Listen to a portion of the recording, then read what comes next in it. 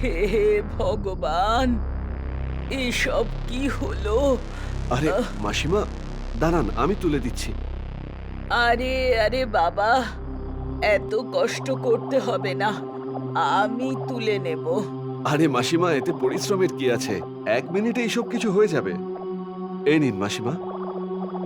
সত্যি বলবো বাবা, ভগবান তোমায় সঠিক সময়তেই পাঠিয়েছেন। এই বুড়ো বয়সে ঝুঁকে কাজ করতে খুব কষ্ট হয়। অনেক অনেক ধন্যবাদ তোমায়। আরে এতে ধন্যবাদ জানানোর কিছু নেই মাসিমা। আপনি আমার মায়ের বয়সী মাসিমা, আর মায়ের সেবা করতে পারলে তো পুণ্যই হয়। খুব ভালো কথা বলো তুমি। তোমার নাম কি বাবা? রঘু। আর আমার নাম শকুন্তলা। আচ্ছা বাবা, আসছি। ঈশ্বর তোমার মঙ্গল করুন। যদি কিছু মনে না করেন, আমাকে জিজ্ঞেস করতে পারি যে আপনি কোথায় যাচ্ছেন? এতে মনে করার কি আছে বাবা? আমি এখন আদ্যাপীঠে যাব, ওখানেই আমার বাড়ি। আসুন, আমি আপনাকে ছেড়ে আসছি। আমিও এখন আপনি যেদিকে যাচ্ছেন সেদিকেই যাব। ট্যাক্সি আছে আমার কাছে। আরে তো খুব ভালো কথা, আমি তো চলতেই পারছিলাম না। তবে তুমি তো ট্যাক্সি ড্রাইভারের পোশাক পরে নেই বাবা। মাসিমা, আসলে জামা কাপড়টা নোংরা হয়ে গিয়েছিল, ধোয়ার সময় পাইনি। আসলে একা থাকি তো, বিয়ে হয়নি এখনো পর্যন্ত, সেই জন্য আমি ওই জামা কাপড় পরেই আছি। এই কাছেই রয়েছে আমার ট্যাক্সি, আসুন। ঠিক আছে বাবা, চলো। তাহলে দিন, এই জিনিসগুলো আমাকে দিন। ছেলে বলে রেখেছেন যখন, ছেলের মতো কাজটাও করতে দিন।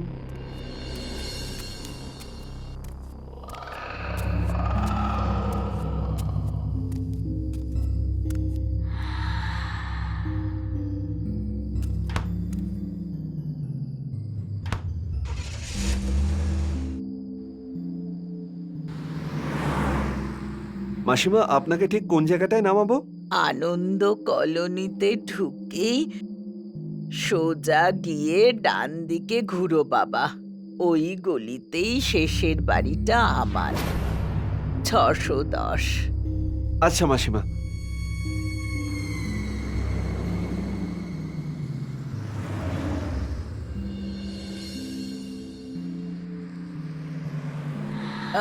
ব্যাস বাবা, এখানেই থামো। এই যে সামনের বাড়িটাই আমার। আরে বাহ মাসিমা, আপনার বাড়িটা তো একেবারে রাজমহলের মতো। বাবা, এই রাজমহলে শুধু দেওয়ালগুলোই আছে। মানে? তোমায় আর কি বলবো, আমি এই বাড়িতে একলাই থাকি। এই পৃথিবীতে আমার আর কেউ নেই। আমার সমস্ত আপনজনকে এক এক করে ঈশ্বর তার কাছে ডেকে নিয়েছেন বাবা। কে জানে কবে আমায় ডাকবেন। শুভ শুভ বলুন মাসিমা, ভগবান করুন আপনি অনেক দিন বাঁচুন। এ কথা বলো না বাবা, যতদিন বাঁচার তো বাঁচলাম, এখন তো বাজারে গিয়ে বাজার করাটাই মুশকিল হয়ে যাচ্ছে। যদি তাই হয় তাহলে আমার কথা একবার মনে করবেন, আমি নিয়ে যাব আপনাকে মার্কেটে। এই নিন আমার ফোন নাম্বার। ঠিক আছে বাবা, কত টাকা বিল হলো তোমার? এ আপনি কেমন কথা বলছেন মাসিমা? একদিকে ছেলে বলে ডাকছেন, আবার অন্যদিকে টাকার কথা বলছেন। ছেলে কি মায়ের কাছ থেকে টাকা নেয় নাকি বলুন? ভালো থাকো বাবা, খুব উন্নতি হোক তোমার।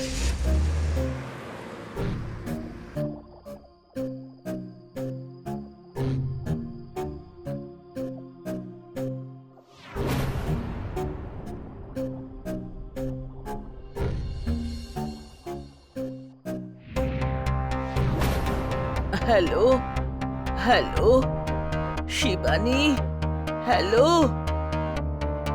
হ্যাঁ মা, তোমার কথাটা এমন শোনাচ্ছে কেন?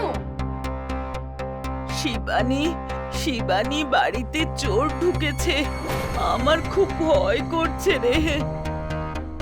দরজা খুলুন। শিবানী, কিছু কর মা, কিছু কর। আমি আমি কিছু করার চেষ্টা করছি মা। ওরা ভেতরে ঢুকে পড়েছে। মা মা তুমি দূরে থাকো ওদের থেকে। আমাদের সঙ্গে চালাকি এখনই দেখাচ্ছি।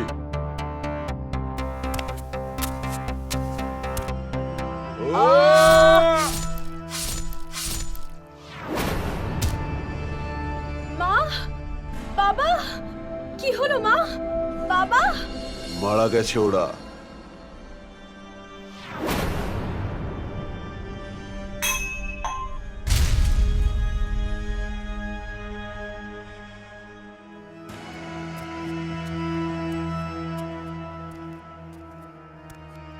সাবধানে কিন্তু, আওয়াজ করবি না। বুড়িটা বাড়িতেই আছে। সরি বস, ভুল হয়ে গেছে। বস, বাড়িটা তো খুবই সুন্দর। সেই জন্যই তো এনেছি তোকে এখানে।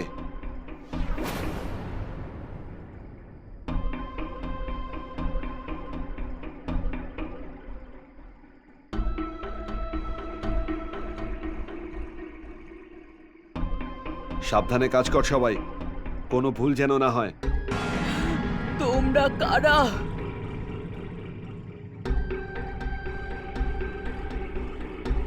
এই রে,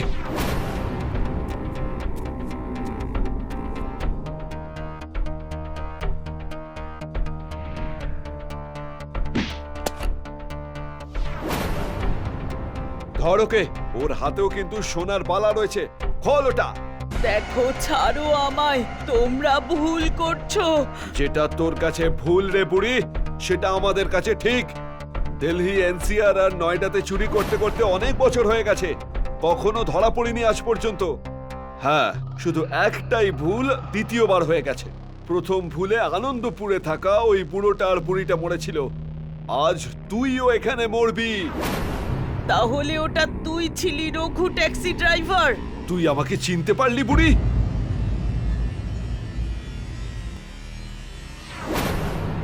আজই তো তোর আওয়াজ শুনেছি রে। কবে থেকে তোর জন্য অপেক্ষা করছিলাম। রোজ রোজ রাস্তায় সোনার চুড়ি পরে নাটক করে তোকে টোপ দিচ্ছিলাম আমি।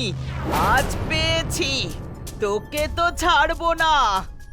তুই আমার মা বাবাকে মেরে ফেলেছিস তো, এবার আমি তোদের সবাইকে মারবো। আহ!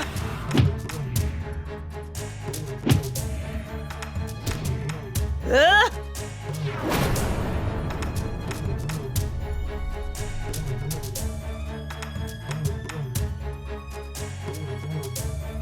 আহ!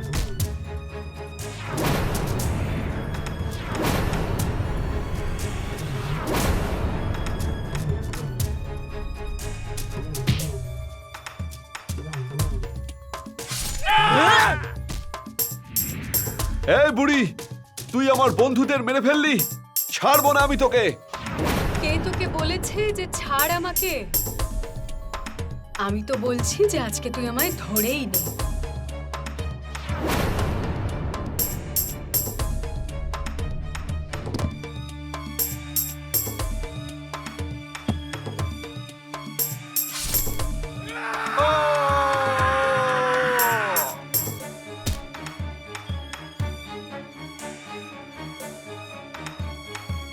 ব্যাস ব্যাস, অনেক হয়েছে সাপে নেউলের এই নাটক।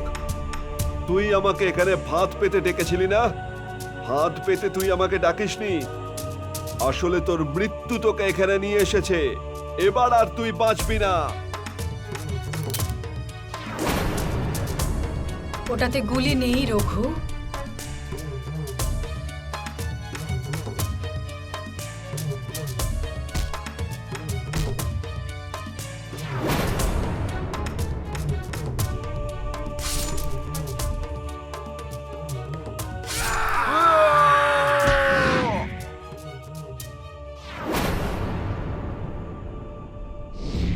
হ্যাঁ ইন্সপেক্টর, আমি সিআইডি অফিসার সুহানি শকুন্তলা জয়সওয়াল কথা বলছি।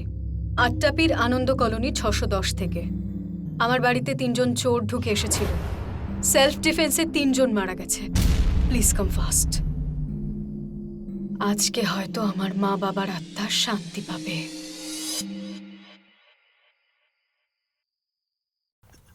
মানুষ কোনো বিপদে না পড়ে যায় সেই জন্য সাবধান বোর্ড লেখা হয়, আর যেখানে সাবধান বোর্ড লেখা থাকে সেখানে কখনো যাওয়া উচিত নয়। একটা গভীর অন্ধকার রাত ছিল। একটা ঝাড়ের ভেতর থেকে ভয়ঙ্কর আওয়াজ আসে। তখনই ঝাড়কে চিরে একটা ভয়ঙ্কর চেহারাওয়ালা বুড়ি ডাইনি বাইরে বেরিয়ে আসে। ও নিজের ব্যাগ থেকে একটা আয়না বার করে আর নিজের চেহারা দেখতে লাগে। ও চেহারায় ভাঁজ কাটা দাগ দেখে রেগে গিয়ে বলে উঠল, এ কি, আমার সুন্দর চেহারায় ভাঁজ কাটা দাগ দেখা যাচ্ছে।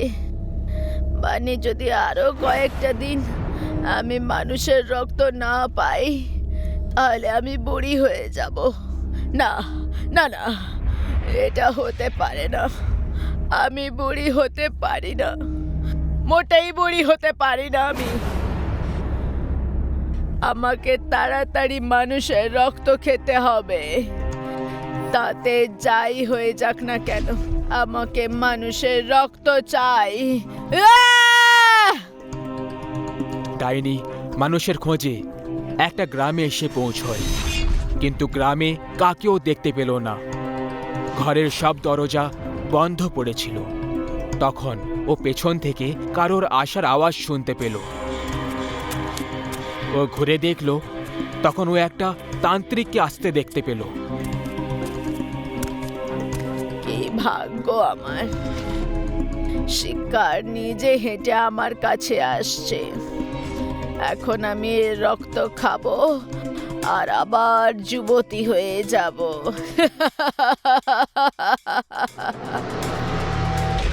দাঁড়াও, আমার খিদে না মিটিয়ে এত তাড়াতাড়ি কোথায় চলে যাচ্ছ? দাঁড়িয়ে যা ডাইনি, আর এই গ্রাম থেকে দূরে চলে যা, না হলে আমি তোকে মোটেই ছাড়বো না।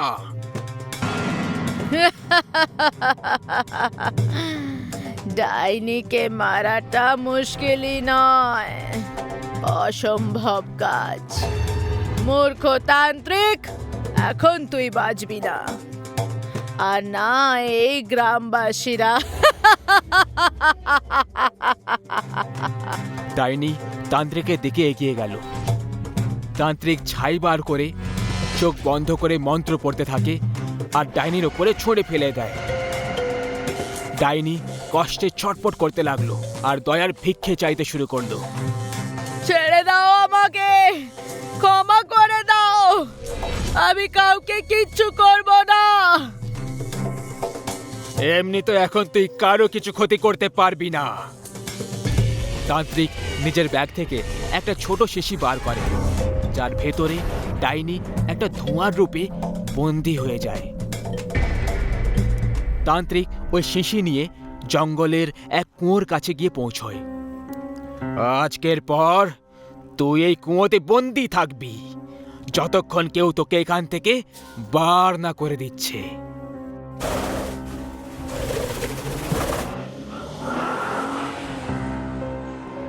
এই রনিত, কি যে কেঁদে বেড়াস? তুই এখানে মুখ ঝুলিয়ে কেন বসে আছিস? আরে আমরা পিকনিকে যাচ্ছি ভাই, কারোর শ্রাদ্ধে নয়। জাস্ট চিল ইয়ার।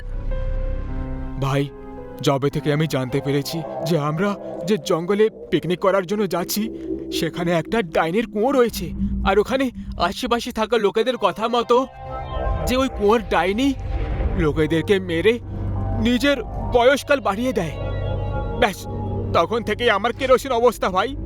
আরে গ্রামের লোকেরা মূর্খ হয়, সেই জন্য ওরা সবাই ভূত প্রেত ডাইনির ওপরে আজ অব্দি বিশ্বাস করে। যাই হোক, ঠিক আছে, ডাইনি হোক বা ডাইনির মা, ওর সাথে আমরা করব তাম্মা তাম্মা। কি বন্ধুরা? ঠিক বলেছিস।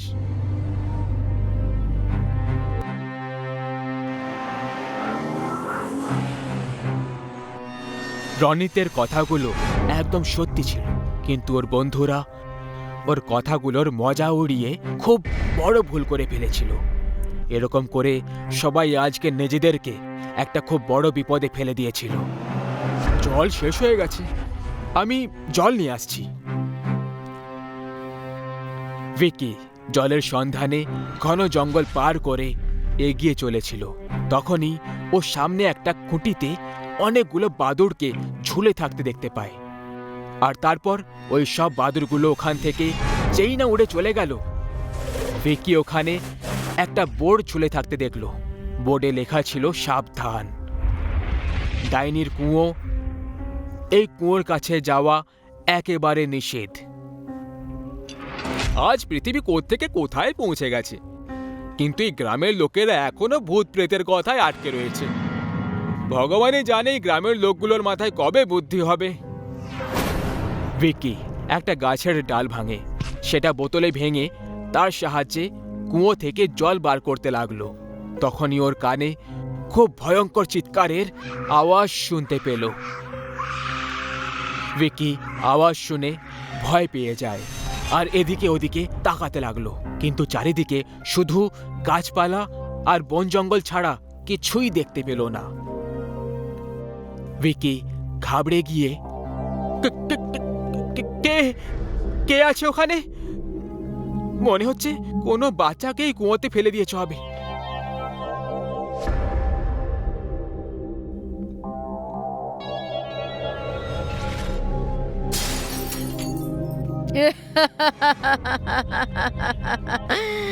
আমি আবার ফিরে এসেছি, আমি আবার ফিরে এসেছি। দেখ তান্ত্রিক, আমি আবার ফিরে এসেছি। ওর পেছনে কি হচ্ছে সেটা না জেনে ভিকি জলের বোতল নিয়ে সামনে কারের দিকে এগিয়ে গেল। ও পেছন থেকে এই আওয়াজগুলো শুনে ভয়ে থেমে যায়। তখনই ডাইনির নজর ওর উপর পড়ে যায় আর তখনই ও ভিকের পেছনে গিয়ে চুপ করে দাঁড়িয়ে যায়। ডাইনি অবাক হয়ে ওর দিকে তাকিয়ে থাকে। ভিকি অনুভব করে ফেলল যে কেউ ওর পেছনে এসে চুপ করে দাঁড়িয়ে আছে। ও একটু ভয় পেয়ে গেল। তা সত্ত্বেও ভয়ে কাঁপছিল ভিকি সাহস করে পেছনে ঘুরে তাকালো আর খুব খারাপভাবে শক লেগে চোখ খোলা হয়েই রয়ে যায়, যেন ও মৃত্যুকে দেখে ফেলেছিল। কুয়োর ওপরে বাতাসে একটা বুড়ি খুবই মারাত্মক ডাইনি যে ওকে দেখে জোরে জোরে হেসে যাচ্ছিল। ভিকি প্রাণ বাঁচিয়ে ওখান থেকে পালিয়ে যায়, কিন্তু ও বেশি দূর যেতে পারল না। ডাইনি নিজের লম্বা চুল দিয়ে ওকে ধরে নিজের দিকে চড়ে টেনে নিল। আমার থেকে দ্রুত তো অলিম্পিকের খেলোয়াড়রাও দৌড়তে পারবে না, তাহলে তুই আর কি জিনিস রে? হ্যাঁ, কত যুবক আর গরম রক্ত। আজ তো আমি খুব মজা পাবো তোর রক্ত খেয়ে।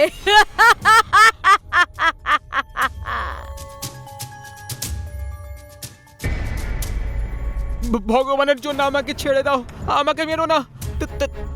তুমি এই জল খেয়ে নাও। আমি জল নয়, রক্ত খাই। তুই ওখানে ওই বোর্ডে সাবধান লেখা ছিল পড়িসনি নাকি রে? রক্ত চুষে খাওয়া ডাইনি আমি, যে রক্ত খেয়ে যুবতী হয়ে যায়। এবার আমি তোর রক্ত খাবো। হঠাৎ ডাইনির জিভ খুব ধারালো হয়ে যায় আর একটা ঝটকায় ভিকির মাথা ধড় থেকে আলাদা করে দেয়। ওর ধড় থেকে বেরোনো রক্তটাকে হাতে তুলে খেতে লাগলো। রক্ত খেয়ে ডাইনি একটু যুবতী হয়ে যায় আর ওর চেহারার ভাঁজ কাটা দাগ একটু কম হয়ে যায়।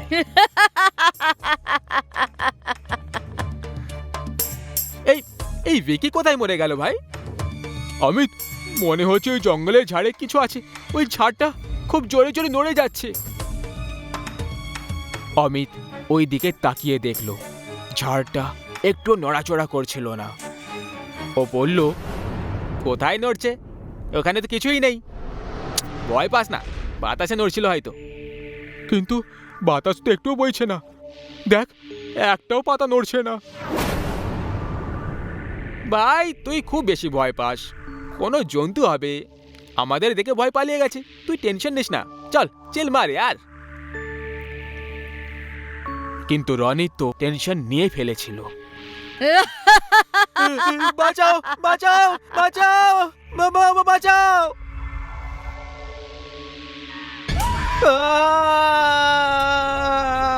ওর বন্ধু ওকে ছটপট করতে দেখছিল। অমিত আর সনজিৎ রনিতকে বাঁচানোর জন্য ওর দিকে দৌড়লো। রনিতকে টেনে বাইরে বার করার পুরো চেষ্টা করলো। তখনই হঠাৎ রনিতের শরীর বাইরে বেরিয়ে যায়। এই কারণে অমিত আর সনজিৎ মাটিতে পড়ে যায়। মাটিতে পড়ার পর ওরা নিজেদেরকে সামলে নেয় আর ওদের নজর রনিতের দিকে চলে যায়। রনিতের মাথা ধড় থেকে উধাও ছিল। এটা দেখে অমিত সনজিৎ গুরুতরভাবে ভয় পেয়ে যায়। দুজনে কিছু বুঝতে পারতো তার আগেই ঝাড় থেকে ডাইনির চুল বেরিয়ে আসে আর ওই চুলটা ওদেরকে ধরে কুয়োর দিকে টেনে নিয়ে চলে যায়।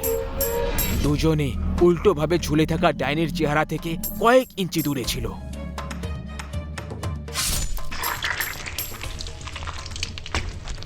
আজকের এই খাবার খেয়ে আমি খুব খুশি। মানুষ যদি কোনো সাবধানের বোর্ড দেখেও না দেখতে পায় তাহলে তারা তাদের মৃত্যুকে নিমন্ত্রণ করে। সেই জন্য যেখানে সাবধানের বোর্ড থাকবে সেটাকে না দেখার ভান করিবেন না। কে জানে ওখানেও ডাইনির বাস রয়েছে। আছে আর কোন বাপের ছেলে যারা এই সাবধান বোর্ডকে অবমাননা করে আমার কুয়োর কাছে আসতে চায়?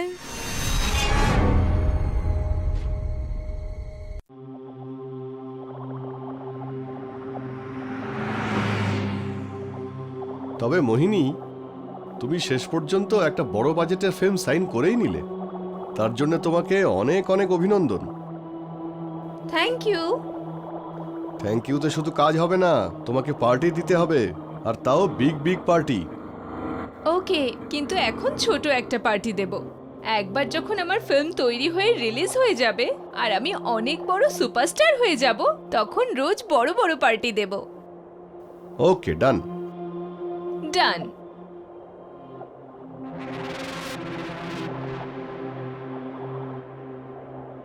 আরে ওটা কে? রাস্তার মাঝখানে দাঁড়িয়ে আছে। মনে হচ্ছে মেয়েটার মাথা খারাপ। না হলে এত রাতে কোনো একটা মেয়ে ফাঁকা রাস্তার মাঝখানে দাঁড়িয়ে কি করবে?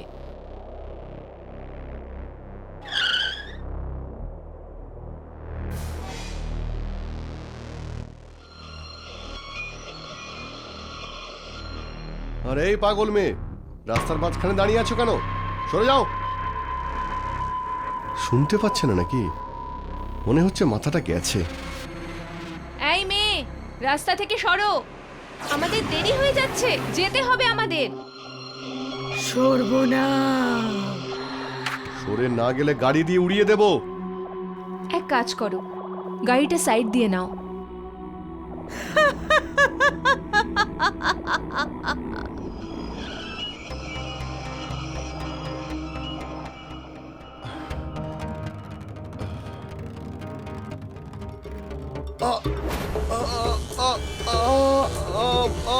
বাঁচাও, বাঁচাও, বাঁচাও কেউ।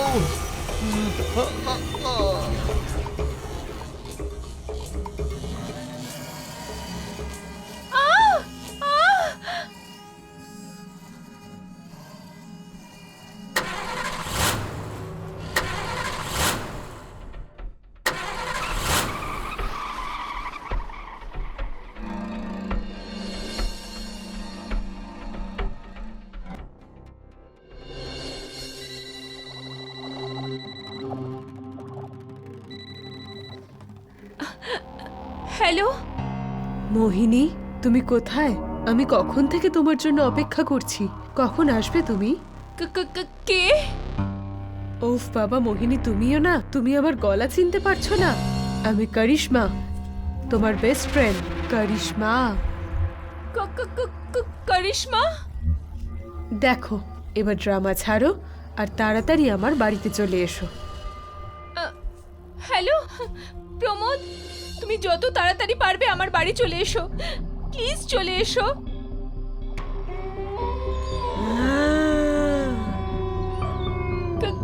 কে এখানে? কে এখানে?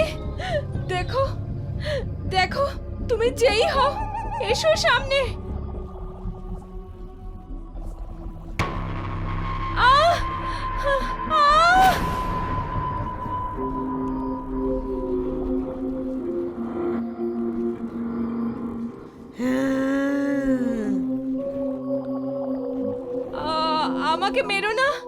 আমাকে ছেড়ে দাও, ছেড়ে দাও। মোহিনী, মোহিনী,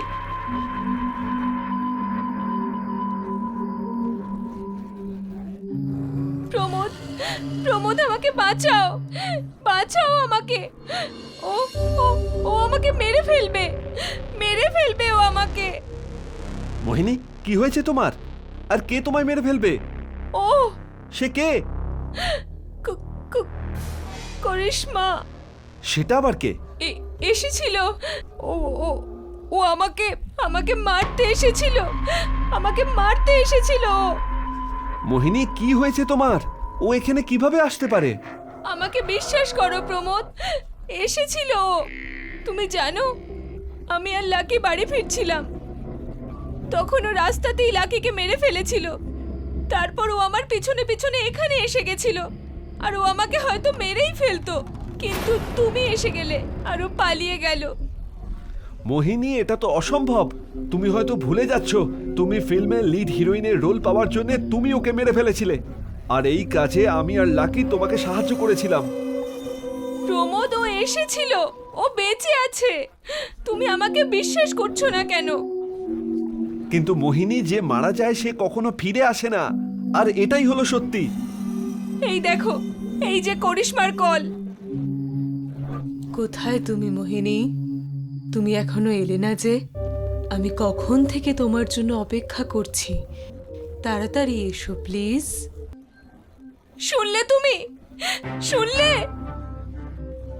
মোহিনী, আমার মনে হয় কেউ মজা করছে, কেউ ওর আওয়াজে মিমিক্রি করছে তোমার সঙ্গে। কিন্তু এমনটা কেউ কেন করবে? কারণ আমার সোনা, তুমি এখন সুপারস্টার হতে চলেছো, আর কেউ হয়তো আমাদের ওকে মারার সময় দেখে ফেলেছিল, আর সেই এখন আমাদের সঙ্গে এই খেলাটা খেলছে, যাতে সে তোমার কাছ থেকে টাকা নিতে পারে। এমনটাই যদি হয় তাহলে লাকিকে কে খুন করলো? আর তুমি আসার আগে আমাকে যে মারতে চলেছিল সে কে ছিল? প্রমোদ, আমি বলছি না, করিশ্মা বেঁচে আছে। ও আমাদের উপর প্রতিশোধ নিচ্ছে। ও তোমাকে আর আমাকে দুজনকেই মেরে ফেলবে। ওকে বাবা, ওকে। যদি এরকমই ব্যাপার হয় তাহলে চলো আমার সঙ্গে। ওখানে গেলেই তো সবকিছু বোঝা যাবে ভালো করেই, তাই না? আর তোমার ভ্রমও দূর হয়ে যাবে।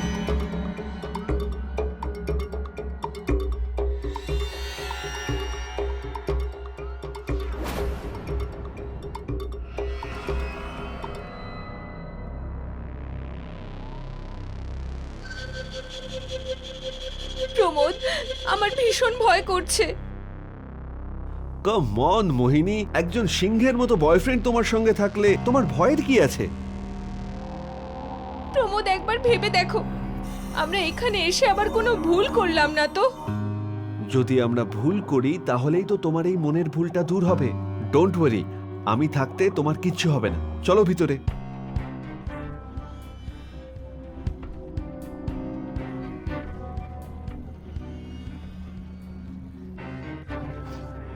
কারিশমা, কারিশমা,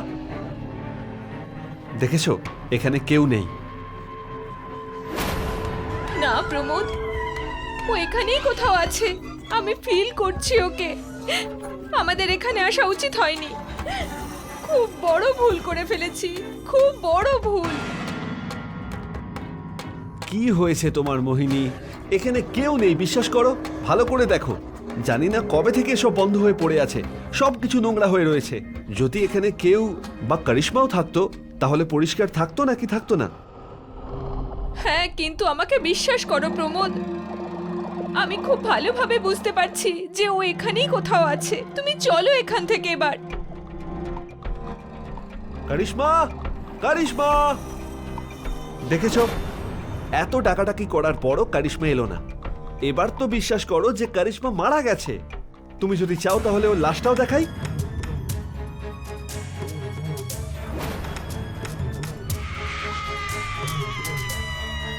কি হয়েছে?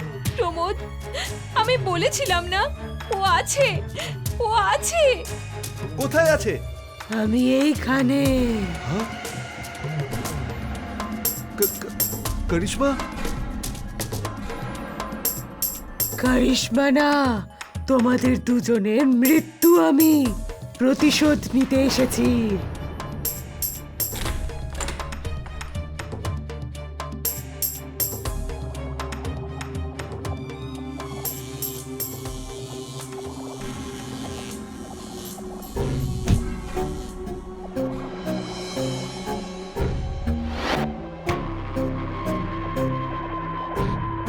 কারিশমা নিজের দেনা আর ঠকানোর ফল কখনো ভোলে না। যখন বেঁচে ছিলাম তখনও নয়, আর মৃত্যুর পরেও নয়।